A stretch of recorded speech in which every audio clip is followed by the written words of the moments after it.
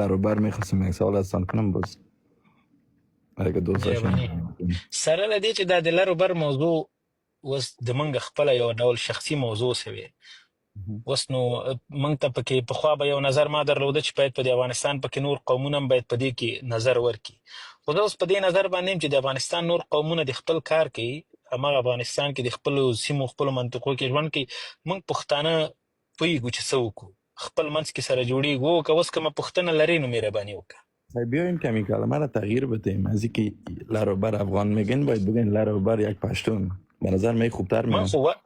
لروبر یو پښتون لروبر یو افغان لروبر یو پټان لروبر لوی افغانستان دا ټول یو خبره ده خو یعنی ما افغان نیستیم خو دې قبول نه من خو میکنیم. تا ته نه دی ویل چې ته افغان نه یې ته کولی شې ځان ته افغان ووایې او که وایې نه وایې موږ پکې اوس ستونزه نه لرو موږ دا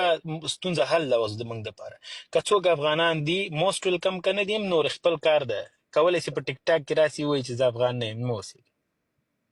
خو این موضوع لروبر که شما میگین که